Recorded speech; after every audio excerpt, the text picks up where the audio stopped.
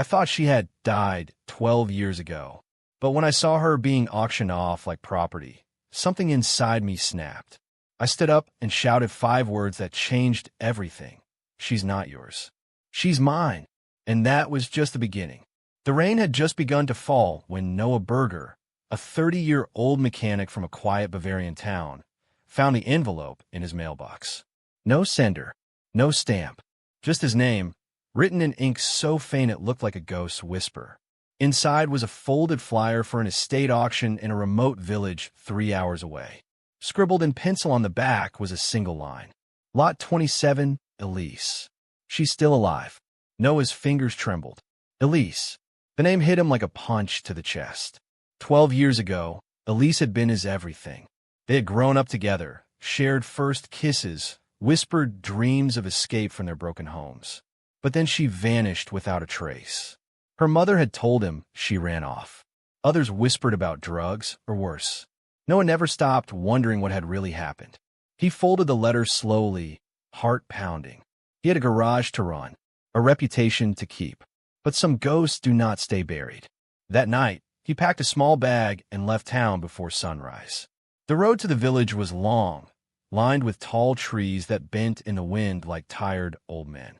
Noah drove in silence, headlights cutting through the fog. The name Elise echoed in his mind like a prayer he had not dared say out loud in years. When he arrived, the village was quiet and gray.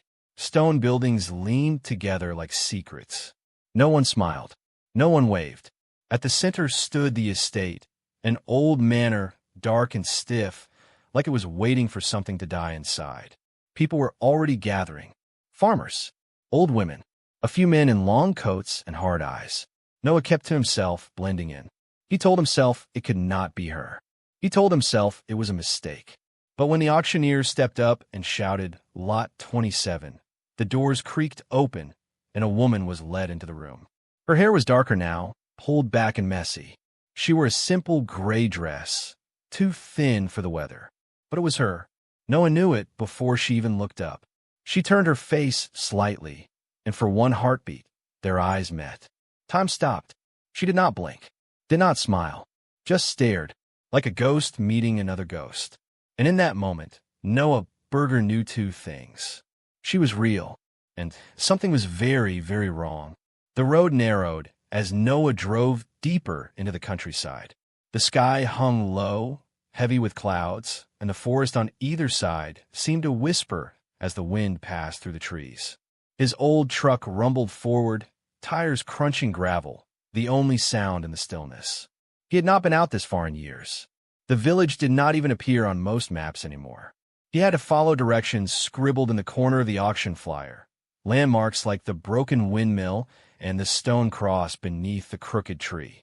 It felt like entering a place that had tried to forget the world and had nearly succeeded. Noah kept his hands tight on the wheel, jaw set. His heart beat like a steady hammer in his chest. Elise. Every turn of the road brought her name back. She used to hum when she was nervous, twist the ends of her sleeves when thinking. He remembered her laugh, soft and quick, like it surprised even her. He remembered the last time he saw her, standing under the train bridge, coat buttoned wrong, eyes full of something he could not name. She had said nothing, just vanished the next day. He searched for her back then, went to her mother's house, asked around, filed reports no one read. In time, people told him to move on. They said she had left on purpose, that he was just a boy with a broken heart. But Noah had never believed that. And now, 12 years later, he had a reason not to. The village appeared suddenly, after a long bend in the road. Stone cottages, moss-covered walls, an old church with a bell that looked like it had not rung in decades. Everything was silent, still and gray. Noah parked by the inn, where a crooked wooden sign swung in the wind. A man leaned against the doorway, smoking. He did not smile or nod. Noah stepped out, rain tapping lightly on his shoulders. He looked around. No welcome signs, no warm lights, just closed windows and shuttered eyes. The auction was set to begin at noon. He had time to walk. He wandered slowly through the muddy path, past buildings that looked half asleep. A child peeked from behind a curtain. An old woman watched him from her porch, unmoving. He felt like a trespasser in a graveyard. At the end of the lane stood the manor house. Large, faded, stern. Noah stopped in front of it, heart heavy. Something about the place sent a chill through his spine, like it had swallowed too many lives and forgotten how to let them go. He took a breath. If Elise was inside, he would find her, and this time, he would not let her disappear. The old estate loomed like a forgotten castle, its stone walls damp with age and silence. Noah joined the small crowd gathering under the high-beamed ceiling of what once might have been a ballroom. Now it was a cold, echoing chamber filled with whispers, folding chairs, and shadows. The auctioneer stood on a raised platform at the front. He was tall, gray-bearded, and wore a dark vest that hung loose on his thin frame. A clipboard rested in his hand. People murmured. Most of them looked like dealers or collectors, people who saw everything as property. They nodded at silverware, tapped old paintings, ran fingers along furniture like checking a horse's teeth. Noah stayed near the back. His eyes scanned the room, searching for any sign of her. Then the auctioneer cleared his throat. Lot 27, he called, voice sharp. Final item before the break. Two men opened the side door, and everything stopped. Noah felt his breath leave him. A woman stepped forward. Her hands were bound in front of her with a simple cloth tie. She wore a plain blue dress, thin, faded, too small for the cold. Her hair, once golden and loose, was now darker, pulled tightly back. Her face was pale, her lips dry. But her eyes burned. Even across the room, Noah felt it. Not fear, not weakness, but a quiet, stubborn fire. The same fire she used to carry when people doubted her. The fire that once made her dream bigger than the town that tried to cage her. It was Elise. Older, wounded, changed, but still her. Noah's knees nearly gave out. He wanted to call her name, wanted to run forward, but he could not move, could not speak. He was frozen in a moment so sharp, so sudden, it cut through 12 years of silence. The auctioneer said something about restitution and private agreements. His voice was just noise. A man in a gray coat raised a number card. Another man nodded. Coins clinked. Numbers rose. Noah watched Elise's face. She did not blink, did not cry, did not speak. She stood still like stone, and yet her eyes searched the crowd until they landed on him, just for a second, and her breath hitched. No smile, no shock, but something flickered behind those eyes. Recognition, maybe pain. Noah stepped forward. His voice was steady when he spoke. "I'll pay double," he said. The room turned. Gasps, whispers, stares. The auctioneer stared hard at him. "Sir, this is a private." "She's not for sale," Noah said. He reached into his coat and dropped a bundle of notes on the table. His voice did not shake. His hands did not tremble. "She's not yours," he added. "She's mine." The room went silent. Elise looked down, but not before Noah saw it. A tear. Small, quiet, real. The silence in the room was like a hell breath. Noah stood still, his boots wet from the muddy road outside, his coat heavy with rain. All eyes were on him. The auctioneer's face tightened, as if someone had broken an unspoken rule. "This is an official auction," the man said coldly. "You cannot simply—" "I can," Noah replied, calm and clear. "And I will." He pointed at the table where the cash lay, soaked at the edges but real. "That's double what your last bid was. You can call it a donation. You can call it payment. I don't care. But you are not selling her." One of the gray-coated men near the front scowled. "Who are you to decide?" Noah turned to him, his voice steady. "Someone who knows her name. Do you?" The man looked away. The auctioneer hesitated.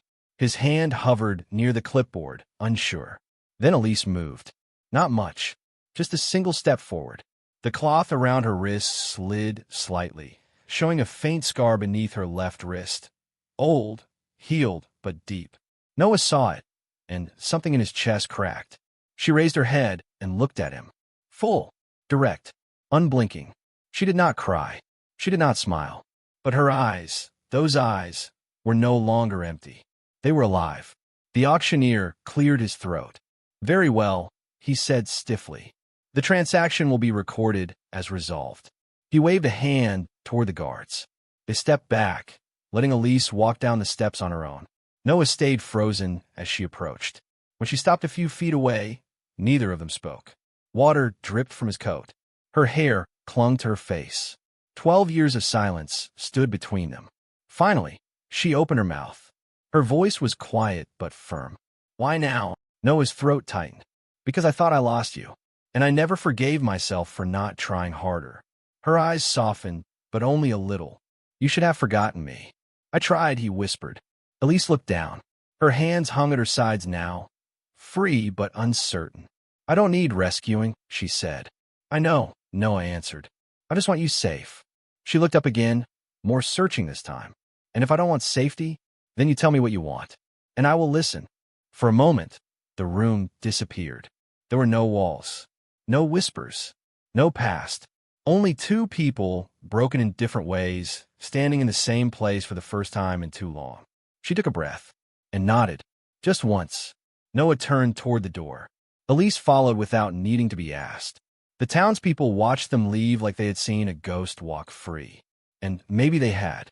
The cottage sat at the edge of a faded forest, where the trees whispered quietly and the wind carried the smell of pine and old soil. It was small, 2 rooms, a porch with peeling paint, and a crooked chimney that still worked when the fire was built just right. Noah unlocked the door and stepped aside to let Elise enter first. She hesitated for a heartbeat, then crossed the threshold without a word. Inside, the air smelled of cedar and metal oil. A thick wool blanket hung on the back of a worn chair. A kettle rested on the stove, and a half-finished wooden shelf stood against the wall, dusty and waiting. "This is all I've got," Noah said quietly.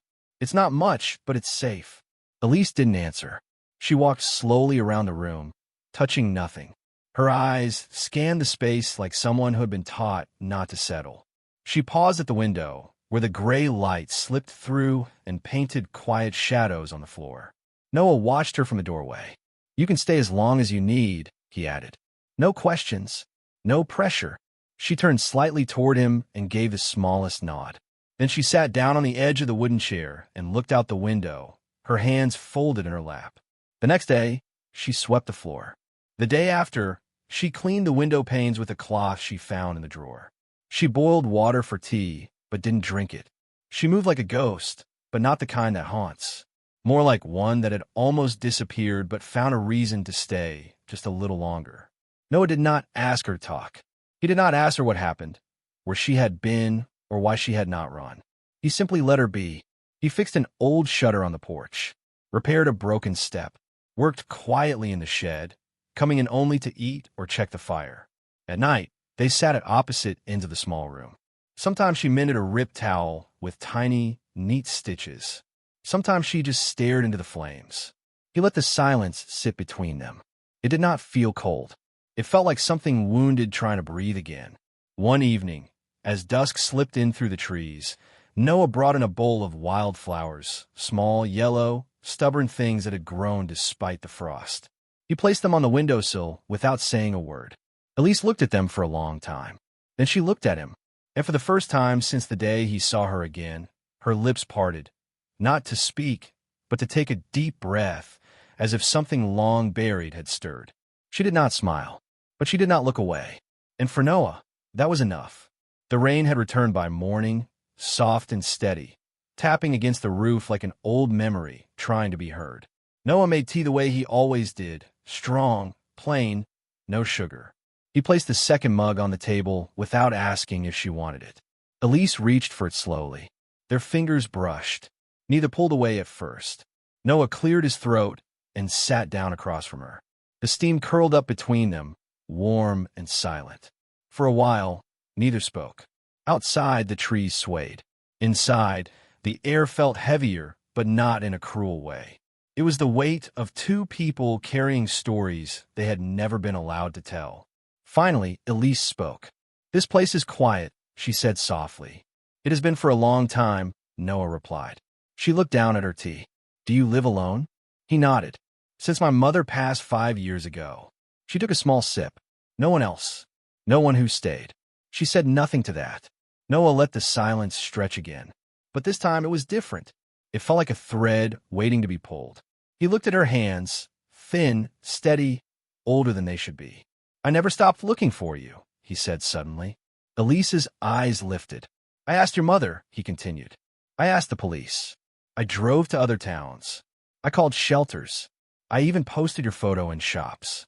Her lips parted slightly. "She told me you left," Noah added. "Said you ran away with someone. But it never made sense. Not you."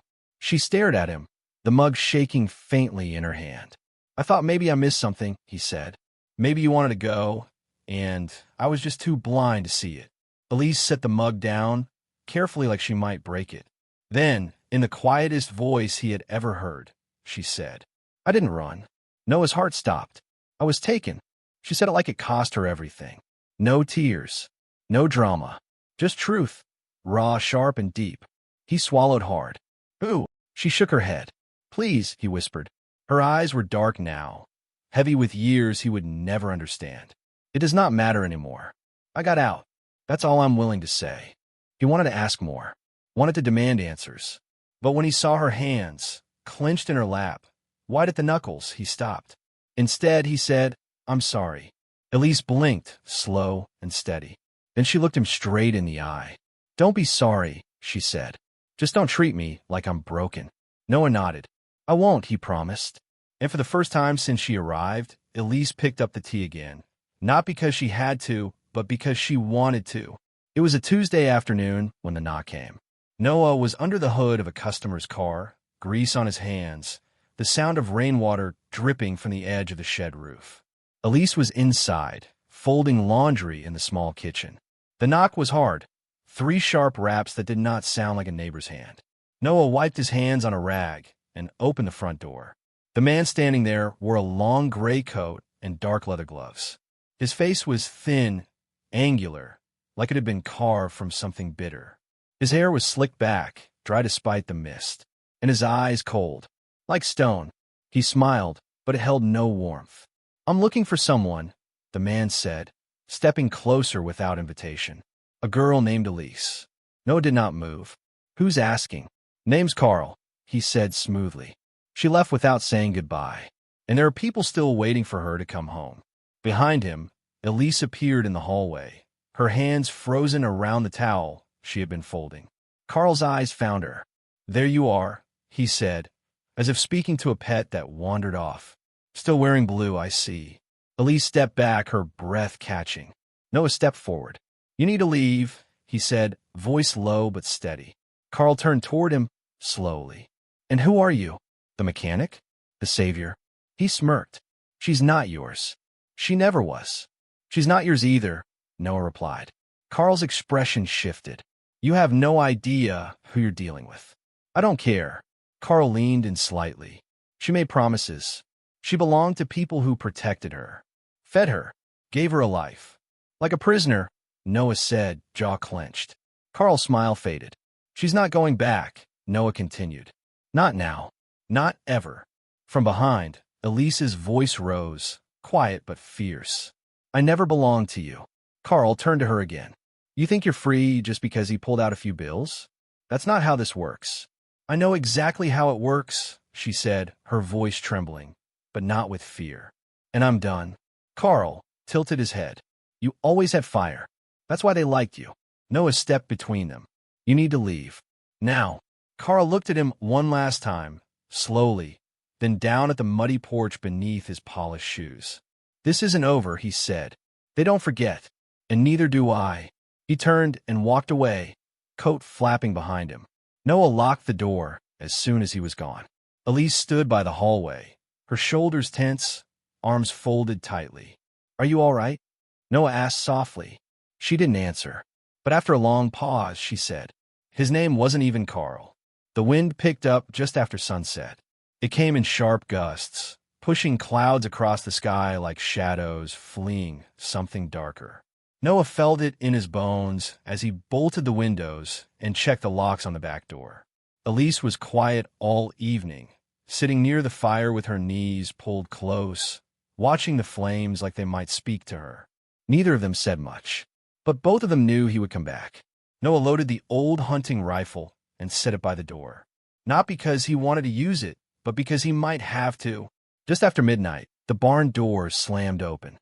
Noah was already pulling on his boots when he heard the crash of metal and the sound of hooves in the gravel. Elise stood, pale as ash, her hand gripping the edge of the table. Then came the voices, low, rough, laughing. 3 of them. Noah stepped outside. The wind roared in his ears. The moon cut through the clouds just enough to show Carl standing by the barn, 2 larger men behind him. One held a length of chain, the other a heavy wooden bat.